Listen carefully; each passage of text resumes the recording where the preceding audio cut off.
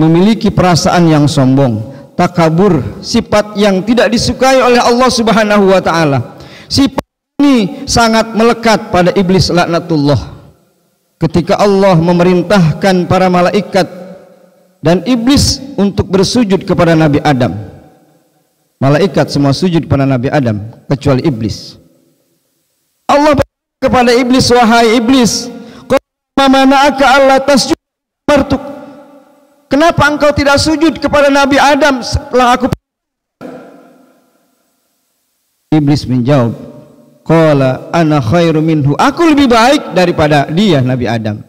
Khalaqtani min nar wa khalaqtahu min tin, aku ciptakan dari api dan dia engkau ciptakan dari tanah. Iblis mengatakan bahwa api lebih baik daripada tanah, sehingga iblis tidak mau menuruti perintah Allah Subhanahu wa taala. Oleh karena itu, sifat sombong sangat tidak disukai oleh Allah Subhanahu wa taala. Innallaha la yuhibbul mustakbirin, sungguhnya Allah sangat tidak menyukai orang-orang yang bersifat sombong, orang-orang takabur. Apa yang menyebabkan manusia memiliki sifat sombong? Karena perasaan lebih baik, punya perasaan lebih baik, lebih hebat dari orang lain, lebih mampu dari orang lain, lebih tinggi kedudukannya dan sebagainya. Itulah yang menyebabkan manusia sombong yang kemudian ingkar kepada Allah Subhanahu wa taala. Kemudian apa lagi yang menyebabkan manusia sombong? Yang menyebabkan manusia sombong diantaranya adalah kekuasaan, kedudukan, jabatan. Ketika jabatan, kekuasaan dikendalikan oleh hawa nafsu, maka dia akan menuruti hawa nafsunya untuk mempertahankan kedudukan dan jabatan, tidak lagi melihat sebuah kebenaran. Kita bisa melihat sejarah Nabi Musa alaihissalam, sejarah Fir'aun yang selalu dikaitkan dengan Nabi Musa alaihissalam. Fir'aun memiliki kekuasaan yang sangat luar biasa, tapi dia tidak beriman kepada Allah Subhanahu wa taala. Kemudian Nabi Musa alaihissalam mengajak Fir'aun untuk beriman kepada Allah Subhanahu wa taala.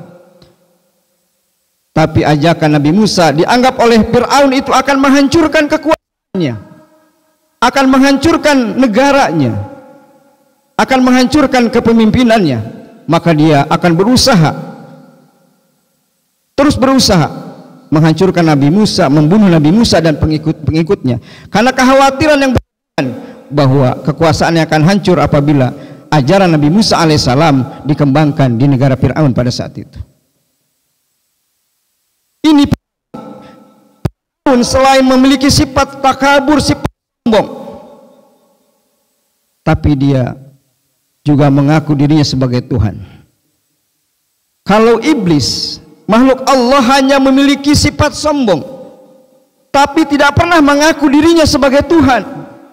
Tapi yang namanya Fir'aun, selain sombong, dia mengatakan bahwa dirinya adalah Tuhan yang patut disembah oleh rakyatnya.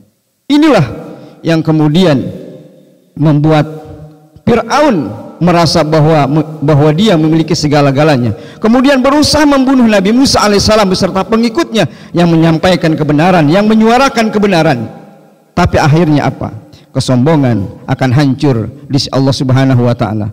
Fir'aun ditenggelamkan oleh Allah Subhanahu wa taala di Laut Merah. Kemudian apalagi yang menyebabkan manusia sombong? Yang menyebabkan manusia sombong diantaranya yang lain adalah kekayaan, merasa paling hebat, merasa paling punya segala-galanya, kemudian melihat orang lain kecil. Ini adalah perasaan yang sombong yang sering kita lihat di mana-mana yang terjadi saat ini.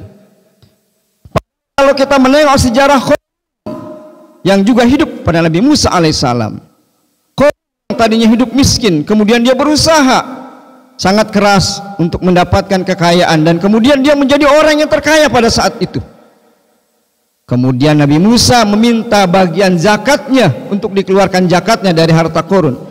Tapi apa jawaban Korun? Korun mengatakan bahwa harta yang aku miliki ini bukan berasal dari Tuhan Nabi Musa alaihissalam, tapi harta yang aku miliki ini berasal dari usahaku, jerih payahku, keringatku, bukan berasal dari Tuhan yang Nabi Musa alaihissalam. Akhirnya Korun dalam Al-Quran diazab oleh Allah Subhanahu wa taala, ditenggelamkan ke dalam bumi bersama harta-hartanya. Semua yang bersifat sombong akan dihancurkan oleh Allah Subhanahu wa taala. Ma'asyiral muslimin rahimakumullah. Kemudian yang ketiga yang membuat manusia ingkar kepada Allah Subhanahu wa taala adalah kebodohan yang tidak disadarinya. Tidak punya ilmu. Bodoh tidak memanfaatkan kepintarannya, ilmunya untuk melihat hal yang benar, melihat kebaikan, melihat kemaslahatan. Tidak mau menerima kebenaran. Padahal dari intelektualitas, akademisi, dia memiliki gelar yang sangat tinggi. Tapi kemudian yang terjadi apa? Karena kebodohan intelektualitas itulah yang kemudian dia menjadi orang yang bodoh, tidak mau menerima kebenaran yang disampaikan oleh orang-orang yang berada di bawahnya, orang-orang yang menurut dia orang-orang yang tidak memiliki ilmu. Ketika disampaikan ucapan kebenaran oleh orang-orang beriman, dia juga menentang dan mengatakan bahwa orang-orang beriman, orang-orang ahli ibadah adalah orang-orang bodoh. Kita mungkin sering membaca surat Al-Baqarah ayat 13. Wa idza qila lahum aminu kama amanan nasu anu'minu kama amanas sufaha ala innahum humus sufaha walakin la ya'lamun. Apabila dikatakan kepada mereka sebagaimana orang lain telah beriman, tapi mereka menjawab, apakah aku sebagaimana orang beriman? Padahal sebetulnya yang bodoh adalah dia, sementara dia tidak mengetahui bahwa dia adalah bodoh. Ma'asyiral muslimin rahimakumullah. Yang terakhir yang membuat manusia ingkar kepada Allah Subhanahu wa taala adalah fanatisme, paham fanatisme yang berlebihan. Merasa asobiyah, merasa dia lebih baik dari orang lain, merasa ibadahnya lebih baik dari orang lain. Paham mazhab yang berlebihan membuat meyakini bahwa orang lain yang berpaham mazhab yang berbeda dia salah, sehingga dia membidah-bidahkan, menganggap orang lain sesat. Inilah merasa asobiyah, bahwa seolah-olah dia sendiri akan masuk surga, orang lain masuk neraka. Inilah yang menyebabkan tumbuh sikap takabur dalam dirinya, sehingga dia termasuk orang-orang yang akan dihancurkan oleh Allah Subhanahu wa taala. Ma'asyiral muslimin rahimakumullah. Mudah-mudahan kita semua termasuk orang-orang yang senantiasa tunduk dan patuh kepada Allah Subhanahu wa taala, bukan orang-orang yang ingkar kepada Allah Subhanahu wa taala. Barakallahu li wa lakum fil Qur'anil azim wa nafa'ani wa iyyakum bima fihi minal ayati wa dzikril hakim. Aqulu qouli hadza wa astaghfirullahal azim li wa lakum wa lisairil muslimin wal muslimat wal mu'minin wal mu'minat fastaghfiruhu innahu wal ghafurur rahim.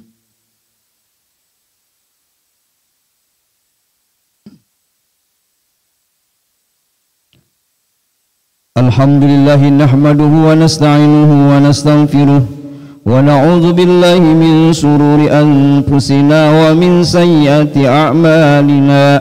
Man yahdihillahu fala mudilla lahu wa man yudlilhu fala hadiya lahu.